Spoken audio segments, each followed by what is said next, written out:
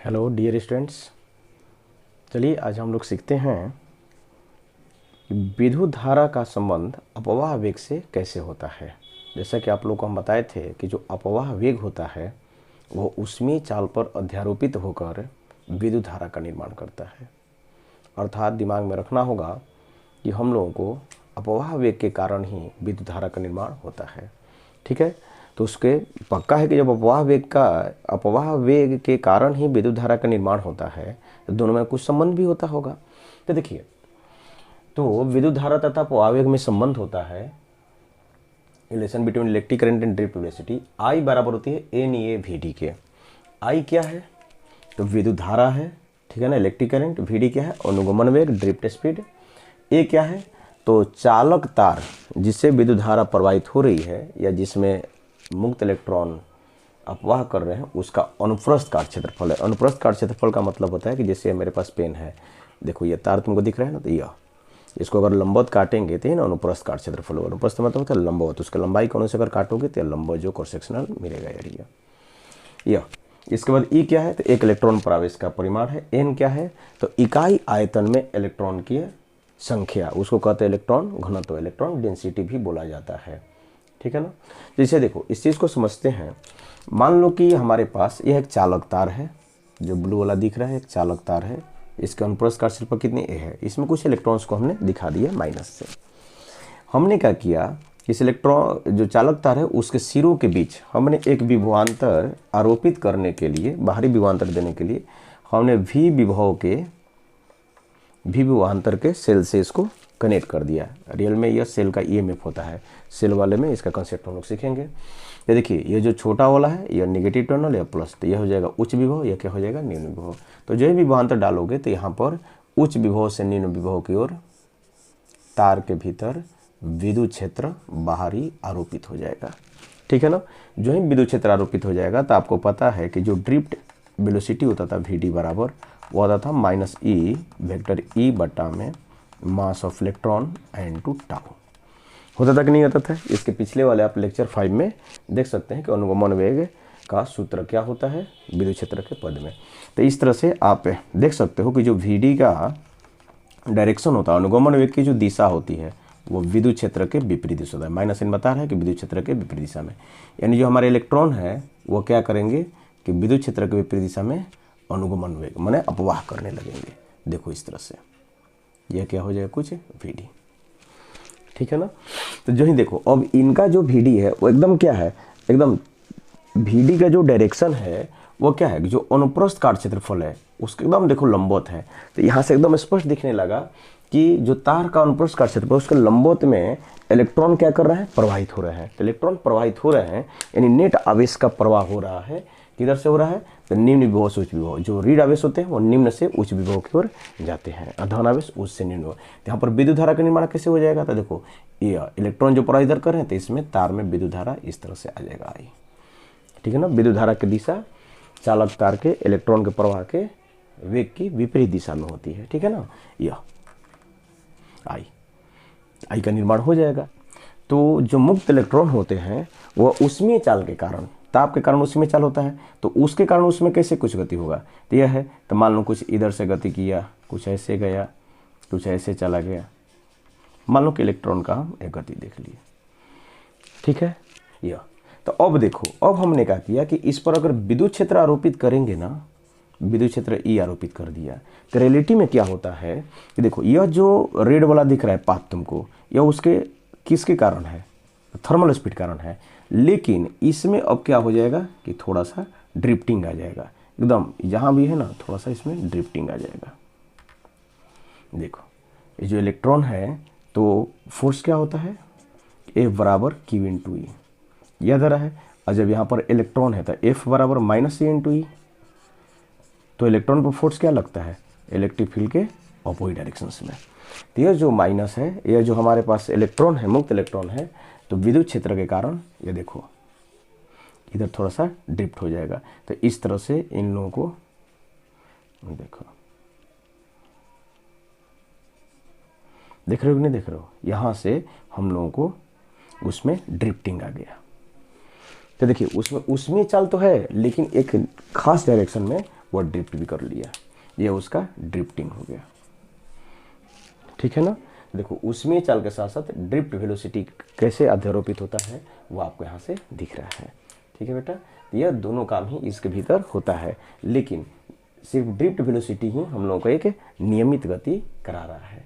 ठीक है, यह चीज़। चलिए बच्चों, अब हम लोग देखते हैं कि जो हमारा विद्युत धारा का अपवाह के साथ जो संबंध होता है उसका जो सूत्र होती है उसके हम लोग उत्पत्ति कैसे करते हैं। I बराबर NAVD का उत्पत्ति कैसे करते हैं, बहुत ही महत्वपूर्ण होता है डेरिवेशंस आपके बोर्ड एग्जाम के लिए भी और आपको कंसेप्ट लर्न करने के लिए भी। तो देखिए, जैसा कि आपको यह फिगर में आपको दिखाया गया है कि हमने एक चालक तार लिया हुआ है, यह जो ब्लू वाला दिखा रहा है क्रॉस सेक्शन, और इसके अनुप्रस्थ काट क्षेत्रफल कितनी है, A है। और इसमें हम लोग जो माइनस माइनस गोल गोल करके दिखाया रेड, तो यह इलेक्ट्रॉन को रिप्रेजेंट कर रहा है। अब हमने क्या किया कि देखिए इसके सिरों के बीच जो हमारा चालक तार है उसके सिरों के बीच हमने एक सेल को जोड़ दिया। क्या जोड़ दिया, सेल, जिसका हम लोगों का EMF कितनी है, V है। कितनी है, V है। तो जो ही हम लोग बाहरी विभवांतर देंगे, यानी V हमारा क्या हो गया, तो बाहरी विभवांतर हो गया।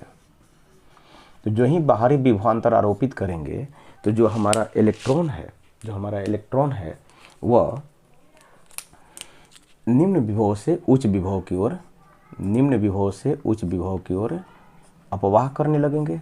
क्या करने लगेंगे, अपवाह करने लगेंगे, यानी उसका वेग कितना हो जाएगा, कुछ VD हो जाएगा, मैंने प्रत्येक इलेक्ट्रॉन में VD हो जाएगा।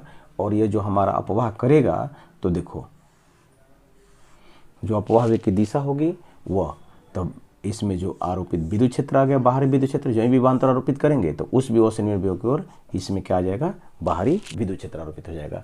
तो जो हमारा इलेक्ट्रॉन है वह विद्युत क्षेत्र के विपरीत दिशा में अपवाह करने लगेंगे, यानी क्रमित वेग या नियमित वेग करने लगेंगे, नियमित गति करने लगेंगे।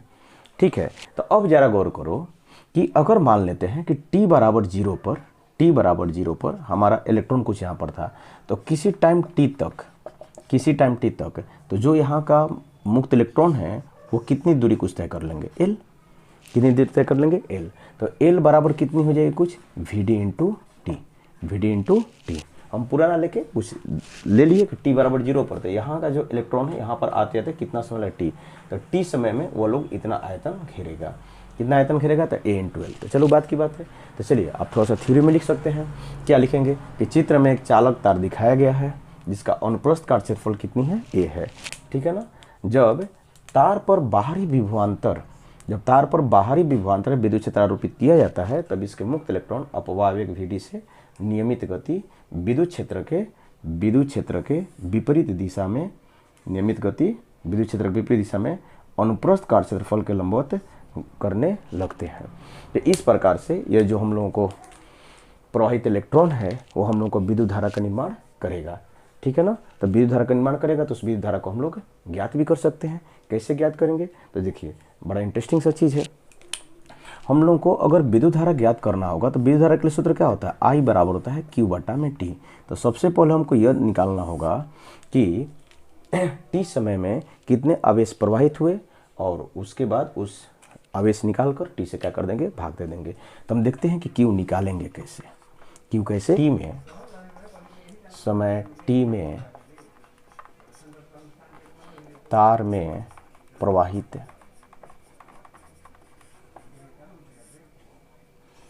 आवेश का परिमाण। ठीक है ना।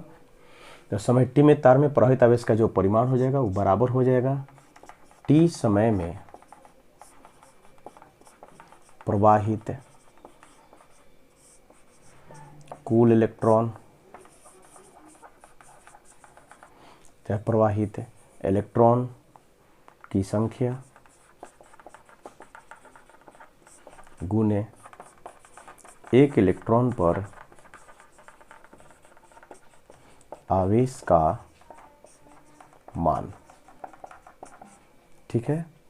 अब होता है कि अब T समय अनुसार प्रवाहित इलेक्ट्रॉन की संख्या कैसे निकालोगे, तो देखो इकाई आयतन में इलेक्ट्रॉन की संख्या कितनी है, n है, और टोटल आयतन T समय में कितना घेरा गया, तो बताइए। यह क्रॉस सेक्शन एरिया A हुआ, लेंथ कितना चला L, तो ए इंटू एल।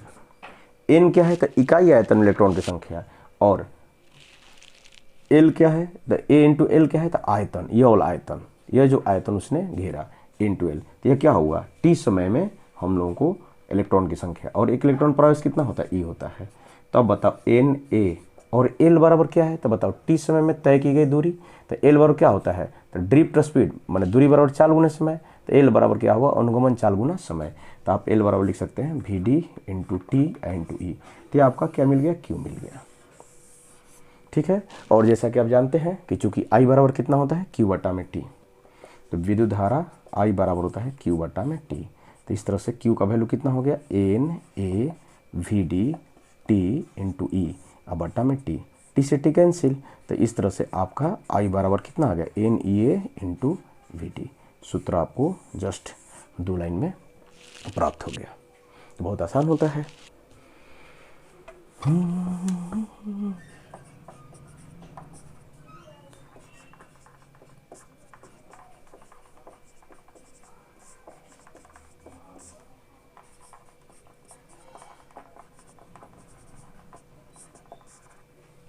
अब देखिए बात करते हैं कि विद्युत धारा घनत्व तथा अपवाह में क्या संबंध होता है। तो जैसा कि आप जानते हो कि I बराबर कितना हो गया? N E A into we D. तो अब बताओ J बराबर, विद्युत धारा घनत्व को J सूचित करते थे, J बराबर कितना होता था? I बटा में A। अरे जो विद्युत धारा I है वह क्या कर रहा है? वो इस एरिया के लंबवत है ही। तो इस तरह से J बराबर कितना हो जाएगा? I बटा में A। तो देखिए I बटा में A यहाँ से कट लोगे तो I बटा A बराबर कितना हो जाएगा? तो एन ए एन ई अब वी डी। तो J बराबर हो गया N E into we D. लेकिन यह क्या है कि सदिश है। यहाँ पर देखो J और वी डी दोनों सदिश है, तो इसको सदिश रूप में कैसे लिख सकते हैं? जब विद्युत धारा घनत्व का ऊपर में परिमाण है तो सदिश रूप में क्या होगा? वेक्टर J बराबर N E V D vector. यह गलत है, यहाँ पर हम लोग को माइनस भी होना चाहिए। क्यों? क्योंकि इलेक्ट्रॉन पर अब यहाँ पर आवेश लेंगे। तो इस तरह से आप वेक्टर J बराबर क्या लिख सकते हैं? तो minus n E into we D vector. याद रखना विद्युत धारा जो घनत्व की दिशा होती है वो हम लोगों को जो अनुगमन वेग होता है उसके विपरीत दिशा में, और होना ही चाहिए। देख लो यहाँ पर विद्युत धारा की दिशा क्या होती है? इलेक्ट्रॉन के प्रवाह के विपरीत दिशा में, और विद्युत धारा घनत्व की भी दिशा क्या होता है? तो यह हम लोगों को आई की दिशा में। देखो वेक्टर जो J की दिशा है वह वी डी के क्या है? अपोजिट डायरेक्शंस में है कि नहीं बेटा? यहाँ से गतिशीलता, मोबिलिटी। तो चलिए बच्चों एक हम लोग भौतिक राशि गतिशीलता को देखते हैं, मोबिलिटी को। ठीक है ना? ये गतिशीलता होती क्या है? तो जैसा कि तुम लोग को पता था कि जो हम लोग का अनुगमन वेग होता है वी डी बराबर, तो उसके जो अनुगमन चाल होती है तो कितना होता है? ई ई बटा में एम इंटू टाउ होता था। यानी जब ई विद्युत क्षेत्र होता था तो अनुगमन वेग कितना है? कुछ वी डी है। तो देखो इकाई विद्युत क्षेत्र पर कितना हो जाएगा? वी डी बटा में ई। इसी को हम लोग कहते हैं कुछ म्यू, और इसी को कहते हैं गतिशीलता। तो इस तरह से म्यू बराबर आपको हो जाएगा वी डी बटा में ई बराबर हो जाएगा ई बटा में एम इंटू टाउ। तो इस चीज़ को हम लोग क्या कहते हैं? गतिशीलता कहते हैं। क्या कहते हैं? गतिशीलता। तो बताओ गतिशीलता का कोई परिभाषा तुमसे कोई पूछ दे तो सिंपल से बात है, क्या हम लोग को निकल गया कि एकांक आरोपित विद्युत क्षेत्र तीव्रता पर अनुगमन वेग, या उसको अपवाह वेग भी कहते थे, अपवाह वेग को गतिशीलता कहते हैं। गतिशीलता कहते हैं। इसे म्यू से सूचित करते हैं। इसे म्यू से सूचित करते हैं। ठीक है ना बेटा? अब इसके लिए सर सूत्र क्या हो जाएगी? तो सिंपल से बात है, आपको याद है सूत्र। देखो जैसा कि सिंपल म्यू बराबर वी डी अब बट्टा में ई है कि नहीं। अरे बेटा ई तीव्रता पर अनुगमन एक वी डी है तो इकाई पर कितना हो जाएगा बताओ, वी डी बट्टा में ई। इसी को क्या कहते हैं, म्यू कहते हैं। ओके, और इसका एक और फॉर्मूला हो जाएगा, देखो ये तो 1 हो जाएगा, दूसरा का चूंकि वी डी बराबर कितनी होती है तो ई अब बट्टा में एम इंटू टाउ, तो में डाल दो म्यू बराबर वी डी का मान कितना होगा ई इंटू ई बट्टा में एम इंटू टाउ और बट्टा में ई। अब यह वी डी का मान इतना कैसे होता है तो इसके लिए आपको लेक्चर 5 देखना चाहिए। लेक्चर 5 में इसका प्रूफ बताया कि यह चीज़। तो बताओ यहाँ से ई तो कैंसिल हो गया, ई कैंसिल हो गया तो म्यू बराबर कितना मिला तो ई टाउ और बट्टा में एम। ठीक है ना, तो इक्वेशन नंबर 2।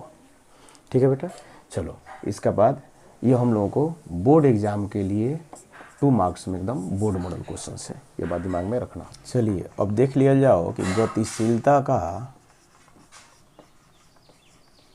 गतिशीलता मोबिलिटी का बीमीय सूत्र क्या होता है। तो बताओ इसका अगर बीमीय सूत्र निकालना है तो क्या होगा, ऊपर में क्या होता है अपवाह वेग बट्टा में विद्युत क्षेत्र तीव्रता। तो देखिए अपवाह वेग को आप क्या लिख सकते हैं, अरे म्यू का फॉर्मूला होता है ना वी डी बट्टा में ई, वहाँ से हम लोग बदल ले रहे हैं। तो इस तरह से म्यू का हो जाएगा अपवाह वेग, तो वेग का कितना हो गया एल टी के पावर -1। विद्युत क्षेत्र का कितना हो जाएगा जल्दी से बता दीजिए। तो विद्युत क्षेत्र का होता है बल बट्टा में आवेश, तो एम एल और टी पर -2 और आवेश का ऊपर ए टी चल जाएगा। ठीक है ना, तो इस तरह से बता दो, यहाँ से एल से एल तो कैंसिल हो गया तो एम ऊपर चल जाएगा तो -1। ठीक है ना, एल नहीं है तो एल के पावर 0 भी लिख सकते हैं, टी ऊपर कितना होगा तो टी पावर -1 और टी है तो कैंसिल हो जाएगा तो टी स्क्वायर हो जाएगा ए। तो इस तरह से आपका गतिशीलता का बीमीय सूत्र याद रखना चाहिए, बहुत इंपॉर्टेंट है, बहुत इंपॉर्टेंट है इसका बीमीय सूत्र। इसके बाद इसका सर एसआई मात्रक क्या हो जाएगी, एसआई मात्रक क्या हो जाएगी। तो देख पहला तो एसआई मात्रक हम लोगों को हो जाएगा वी डी है तो मीटर प्रति सेकंड, ई का कितना होता है न्यूटन पर कूलम, तो इस तरह से हो जाएगा मीटर बट्टा में सेकंड गुना कूलम बट्टा में न्यूटन। तो कितनी हो जाएगी बताइए, कूलम मीटर बट्टा में न्यूटन इंटू सेकेंड, ये हो जाएगा। दूसरा में इसका हो सकता है कि देखो वेग किलोमीटर पर सेकेंड और ई के लिए होता है वोल्ट प्रति मीटर, तो यहाँ से भी लिख सकते हो मीटर सेकेंड गुना मीटर बटा वोल्ट, तो मीटर स्क्वायर अब वोल्ट इंटू सेकेंड, एक तो यह हो जाएगा। इसके बाद अगर इसके एसआई मात्रा की बात करें तो म्यू का एक और सूत्र होता था ना ई एम ई टाउ बटा में एम, यह था। तो बताइए ई क्या है तो कूलम्ब और टाउ का है समय याद, तो इसका हो जाएगा कूलम्ब सेकेंड अब प्रति किलोग्राम हो जाएगा कि नहीं हो जाएगा, कूलम्ब सेकेंड प्रति किलोग्राम। ठीक है ना, यह इसका एक और मात्रक लिख सकते हैं यहाँ से, देखिए एम्पियर सेकेंड स्क्वायर अब प्रति किलोग्राम, मतलब बहुत सारा होता है, इसको दिमाग में रखना होगा। ठीक है ना, चलो।